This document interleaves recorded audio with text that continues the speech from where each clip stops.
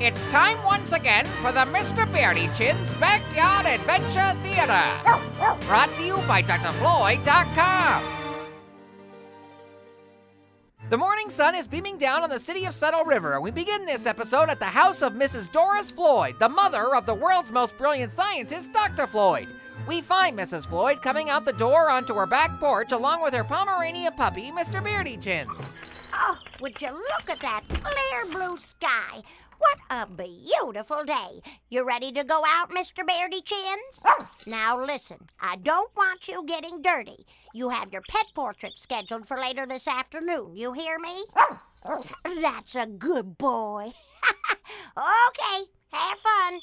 Mrs. Floyd smiles and goes back inside as Mr. Beardychins scampers off into the sprawling backyard. The pup dives into a small cluster of bushes, and when he comes out the other side, he comes face to face with two small green humanoid creatures who can be nothing other than aliens from another world. Greetings, Mr. Beardychins. My name is Raglan, and this is my associate, Flagel. Salutations. We are sorry to intrude, but the situation on our home world has become very dire. Yes, a great menace known as Orbax has enslaved our planet. He terrorizes our peace-loving race and forces us to work in the fluoxetine mines without rest.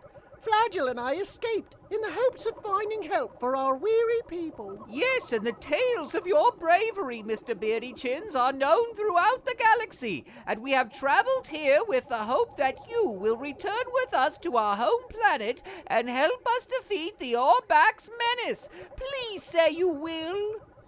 Oh, our five hearts burst with pride to hear your unselfish words of bravery. He's got 2 hearts, I've got 3. Yes, but my 2 are bigger. Yes, well anyway, come. There is not a moment to lose.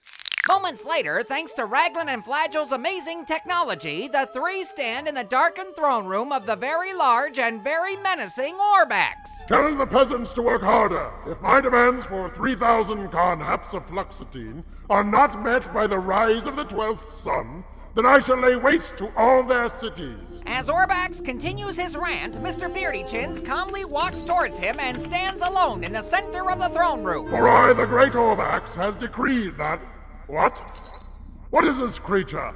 Who are you that you dare trespass in the throne room of the great Orbax? Mr. Beardychins stares up at Orbax and then does the one thing he knows how to do well. He barks. But the atmosphere on this planet is much different than that of Earth, so the bark is amplified tenfold. The reverberations shake the very ground they stand on. The mighty Orbax falls to his knees. Ah, my ears! I cannot handle the vibrations. Gah!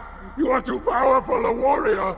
I am defeated. Ah! Orbax turns and runs from the throne room and is never heard from again in the galaxy. Raglan and Flagel scurry out of their hiding places and run up to Mr. Beardychins. The legends are true. You are indeed Earth's mightiest warrior. For your bravery here today, we shall bestow upon you our highest honor, a bath in the exalted slime pits of Deneen. And so the aliens held a big celebration, the high point of which was giving Mr. Beardychins a bath in the mighty slime pits of Deneen, completely covering him in a thick blue sludge. Afterwards, we find Raglan, Flagel, and Mr. Beardychins standing once again in Mrs. Floyd's backyard. Oh, by the great chins of Beardy, the people of our planet will never forget your heroism. Yes, we are forever in your debt. Until next time, brave warrior, be well. As Mr. Beardychins watches the aliens disappear, he suddenly hears a familiar voice calling to him. Mr. Beardychins, come on in, honey. Let's get you in your... Why, sakes alive, will you look at yourself? You're a mess. Oh, you'd do anything for an extra bath and a brushing now, wouldn't you? Oh, my. Okay, to the bathroom. Let's get you all cleaned up.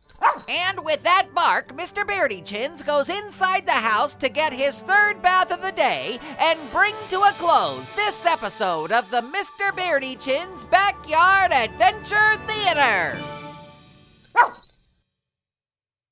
Episode number 1 of the Mr. Beardychins Backyard Adventure Theater, Mr. Beardychins in Space, starred Leslie Carrara Rudolph as Mrs. Floyd, www.spunkinsass.com. Doug Price as Raglan and the Great Orbacks. And Murph as Mr. Beardychins. Music for this episode by Jody Whitesides, www.jodywhitesides.com. This episode was written by Grant Baciocco. Episode number 1 of the Mr. Beardychins Backyard Adventure Theater is copyright 2009 Dr. Floyd Industries, LLC. All rights reserved.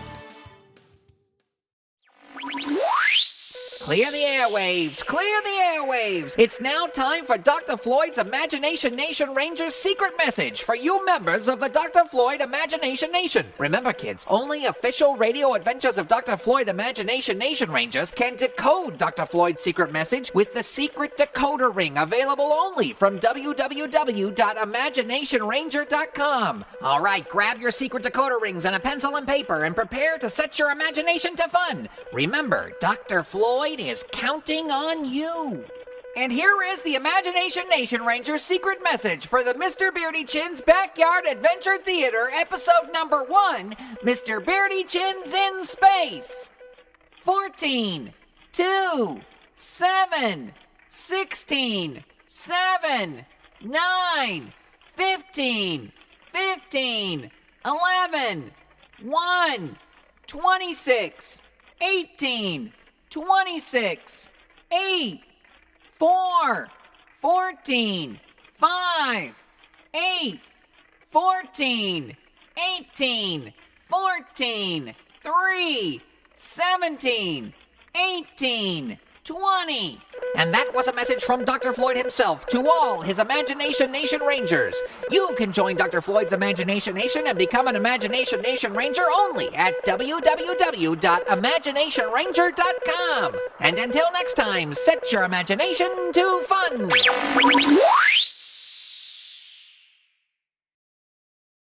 Hey, Fidget, you know what? I'm totally cool. Oh, really? Well, how do you know? Because I've just signed up for a Twitter account. What? Yes, it's at www.twitter.com/evilmastermind. Now, what are you gonna do with that? Well, I plan to send out totally inspirational and completely evil messages to all my followers. Oh, brother. Hey, look, if it worked for Richard Simmons, it'll work for me.